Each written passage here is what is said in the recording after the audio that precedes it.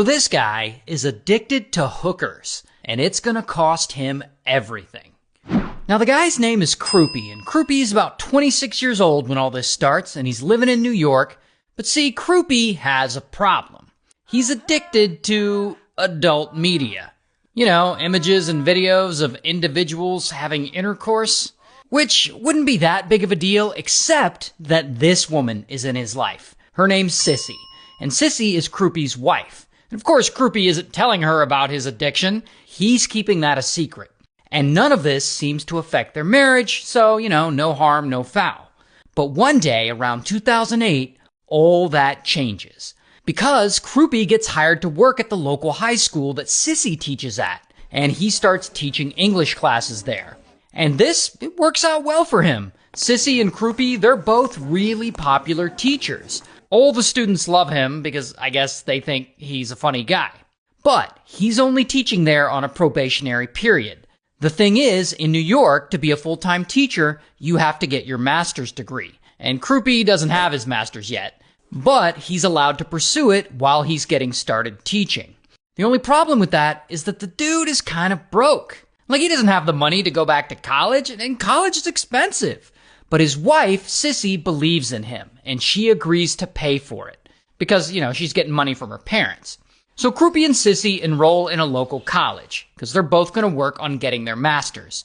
And when the semester starts and it's time to go to class, Sissy shows up on time and she does really well in her classes. But Crupi doesn't. He doesn't show up to his classes at all. Instead, he actually takes that tuition money that Sissy's giving him and he uses it to subscribe to a bunch of adult websites, and he also spends a lot of it at local strip clubs, just tipping strippers with his tuition money. And over time, I guess, he decides that the websites and strip clubs aren't satisfying enough for him, and he starts using that money to purchase prostitutes. And it's around 2009 when he meets a hooker who will become his favorite, Miss Pumpkin. And I don't know why she calls herself Miss Pumpkin, but that's what she calls herself. So Crupi pays Miss Pumpkin money, and they start smashing. And soon, it becomes a regular thing. Like they're meeting every 6 to 8 weeks to hook up. Sometimes he'll even wait until Sissy isn't home, and then he'll bring Miss Pumpkin over to their house, and they'll smash there. So while Sissy is spending all her money on bills and food and paying for them to both complete their education, Crupi just keeps spending all his money and the money that Sissy's giving him on adult websites and strip clubs and smashing with hookers. And 3 years pass, and it's now 2012. And it's around this time that all of this starts to fall apart. Because Sissy, she starts getting suspicious of Crupi. So she goes through his phone and she finds a number that she doesn't recognize. Then she does a reverse search on that number, and she can see that it belongs to another woman, that woman being Miss Pumpkin. So Sissy gets super pissed off, and rightfully so. I mean, she feels betrayed. And so she starts looking up information about marital separation, because she's making plans to leave Crupi. And around this time, she ends up getting a letter in the mail letting her know that she has officially graduated with honors. So now she has her master's degree. But then she notices that Crupi didn't get such a letter. He didn't get any letter at all. So she investigates. I assume she calls the college.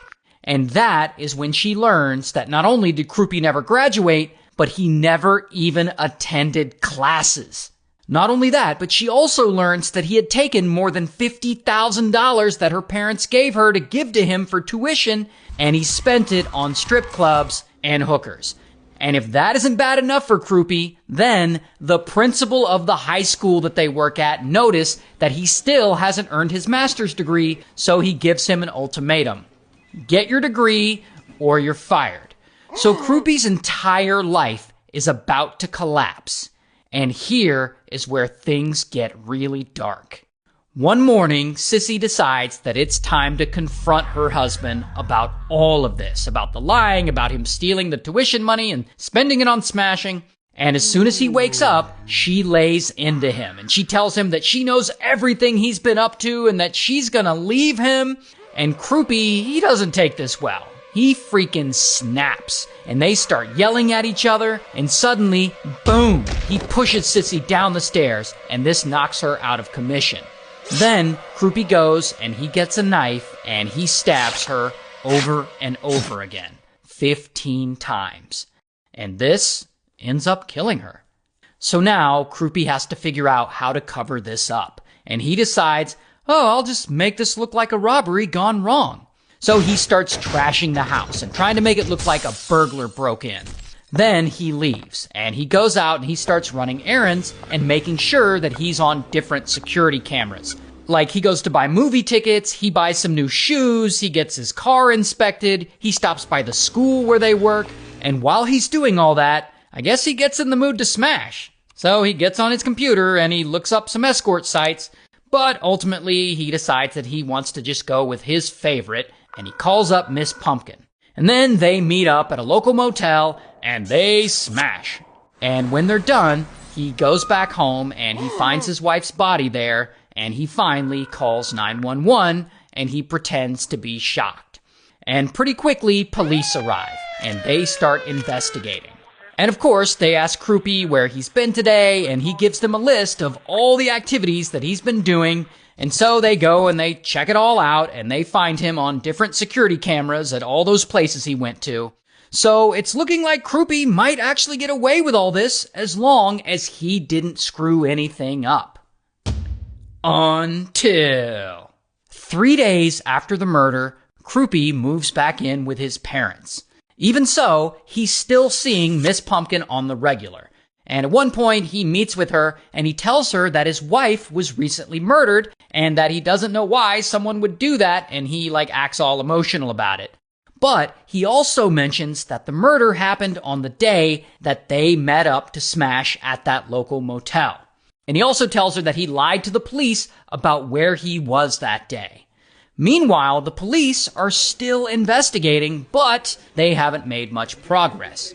But then they get into Sissy's phone, and there they find a phone number saved under the name Woman, and they track it down to Miss Pumpkin. Apparently, Sissy had gotten Miss Pumpkin's phone number from Crupi's phone, and she had saved it into her own phone. And so police go and they question Miss Pumpkin. And she immediately tells them that, yeah, she and Crupi met up the day of the murder and they smashed. And so now police are really suspicious of Crupi because, he lied. And so eventually they get a warrant to search his computer, and there they find his Google searches for things like how to cut a throat, how to break a neck, and how to clean up a crime scene.